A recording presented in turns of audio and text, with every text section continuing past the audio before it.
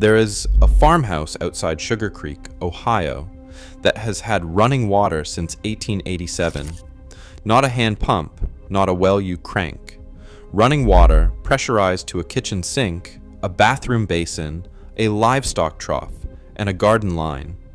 Consistent pressure every hour of every day for 137 years, through droughts, through grid failures, through every ice storm and flood and infrastructure crisis that has come through Tuscarawas County in that time.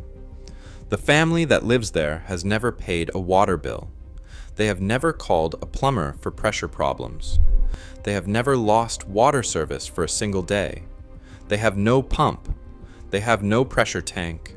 They have no electrical connection to the water system at all.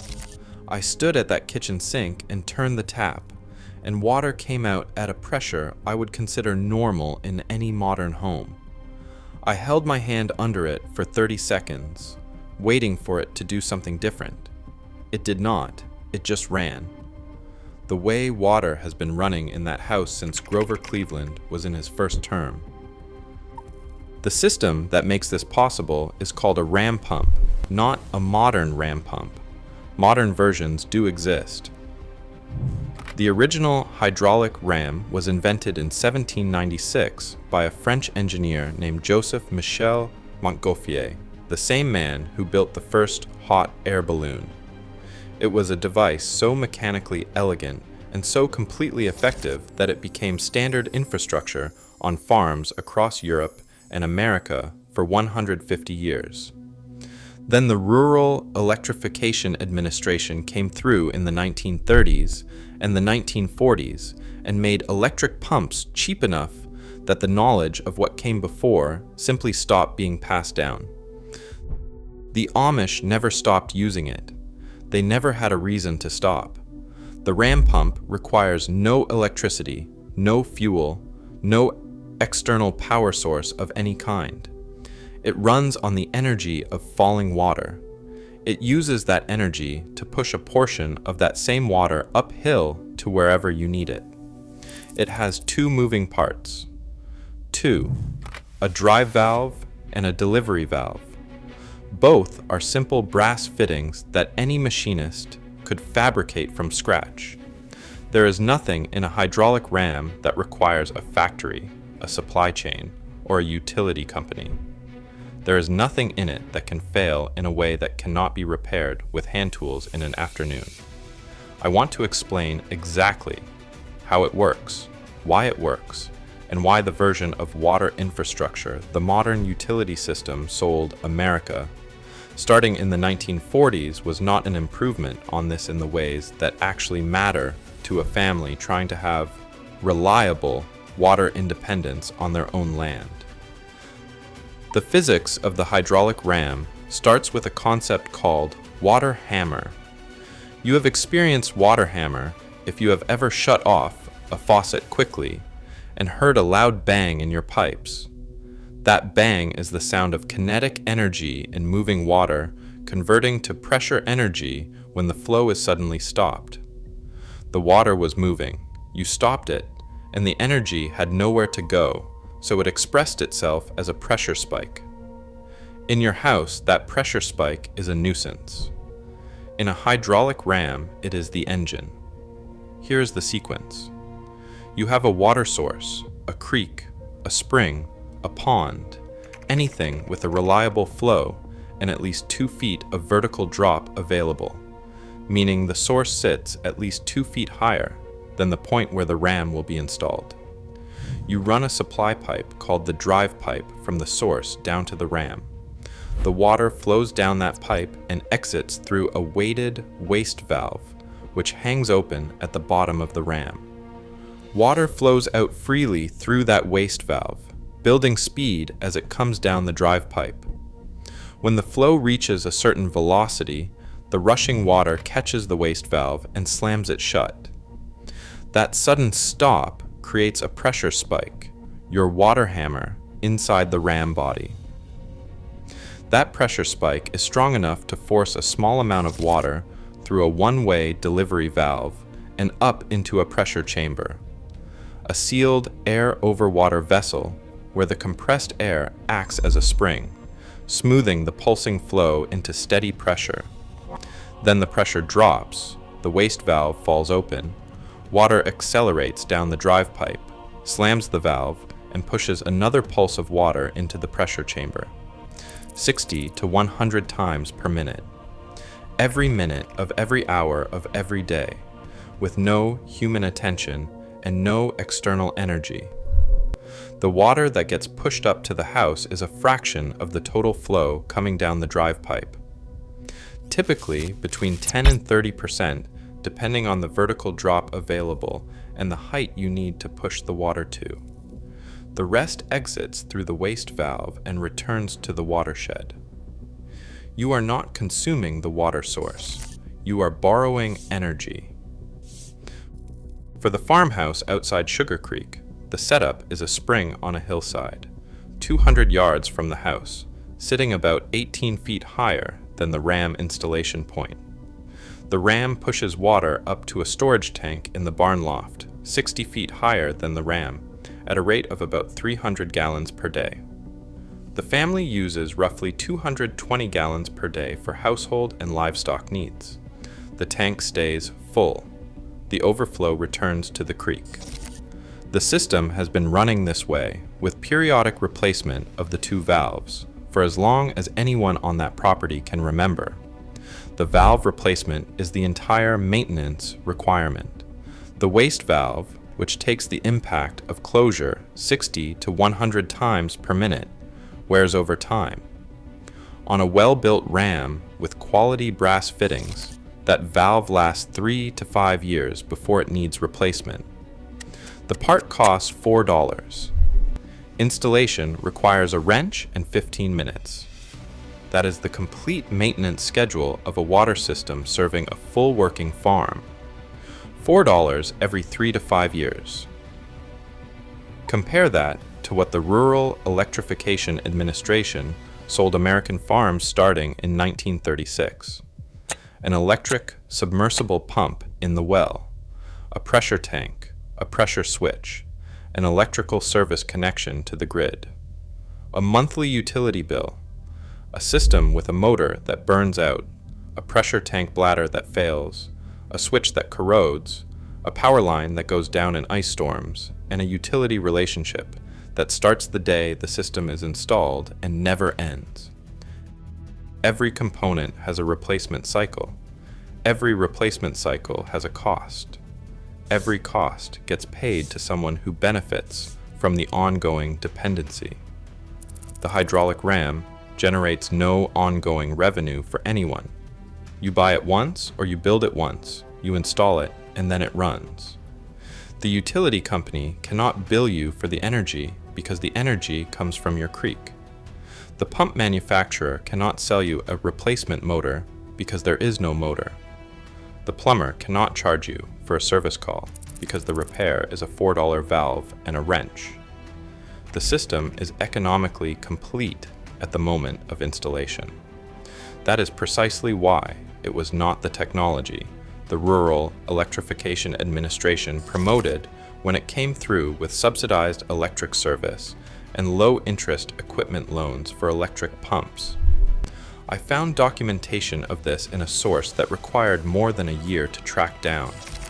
The National Archives holds the administrative records of the Rural Electrification Administration from its founding in 1935 through its reorganization in the 1990s. In those records, in the program planning documents from the late 1930s and early 1940s, there are internal assessments of existing farm water systems that field agents encountered during their rural surveys. Those assessments describe hydraulic ram installations on farms across Pennsylvania, Ohio, Virginia, and the Carolinas.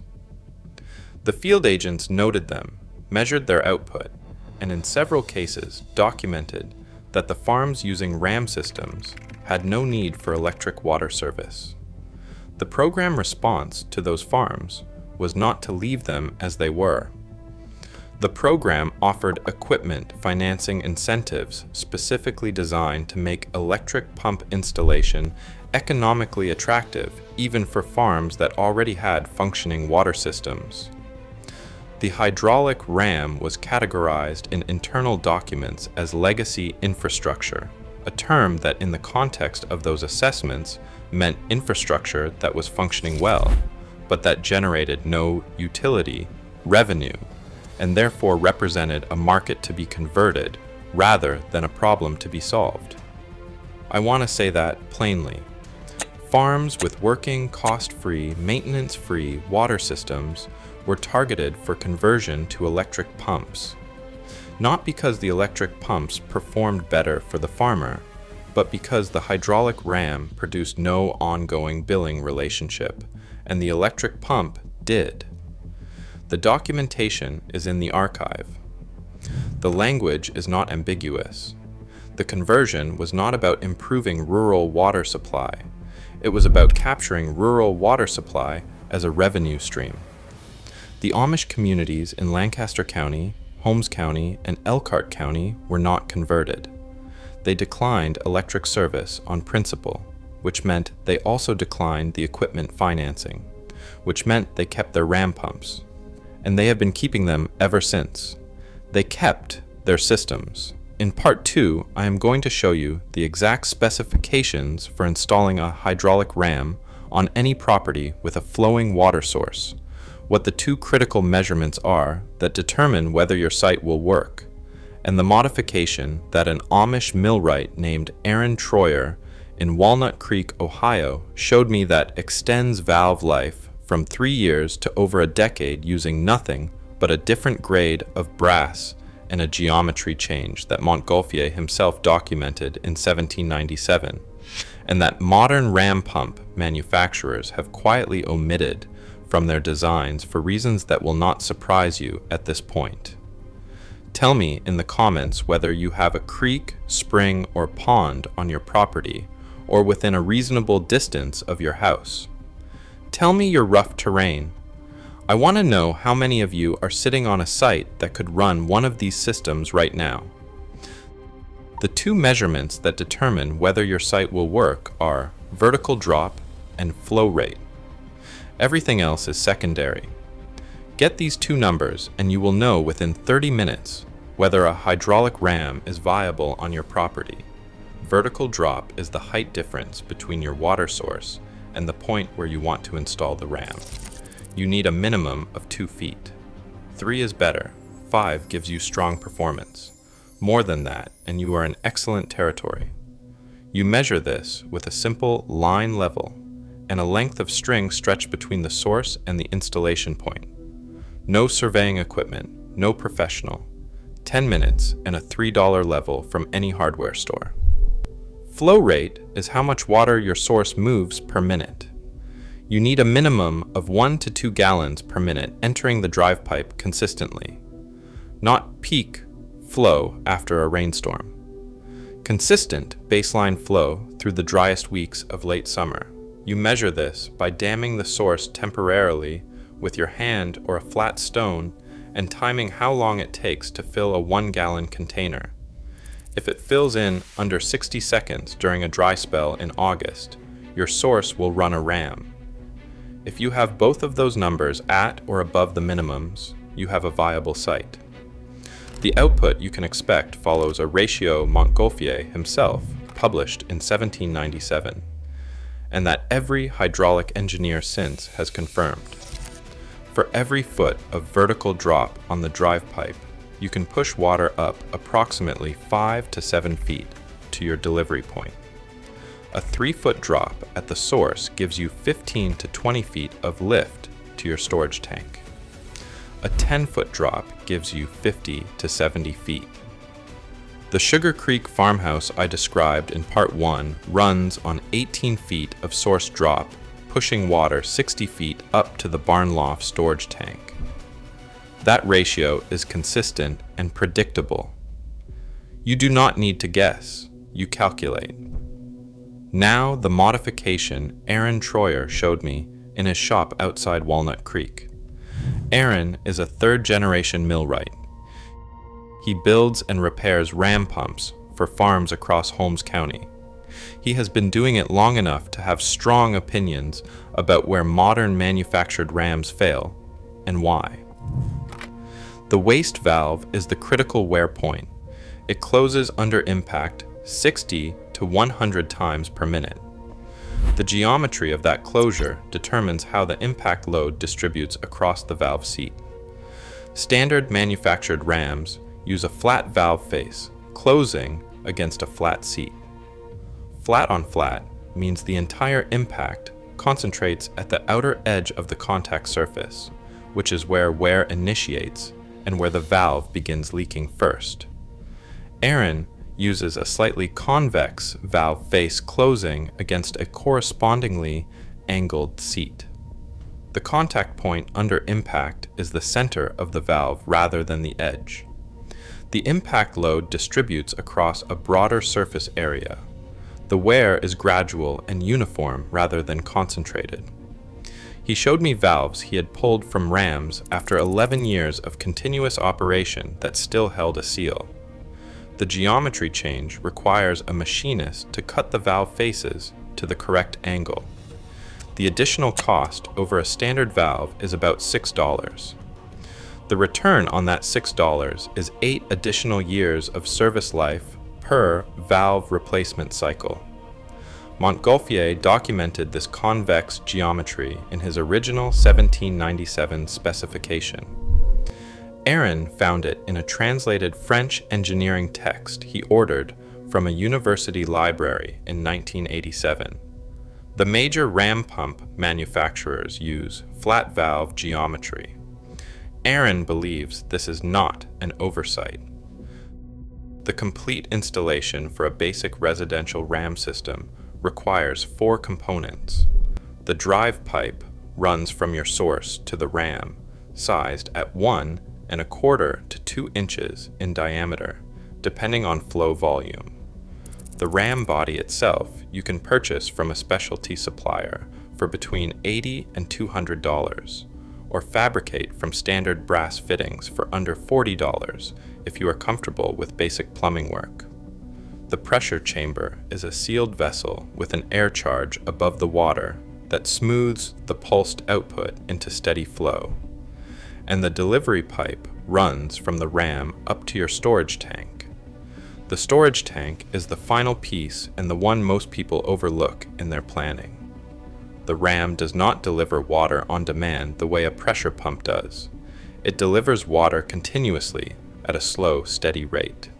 You store that output in a tank elevated above your point of use, and gravity provides the household pressure.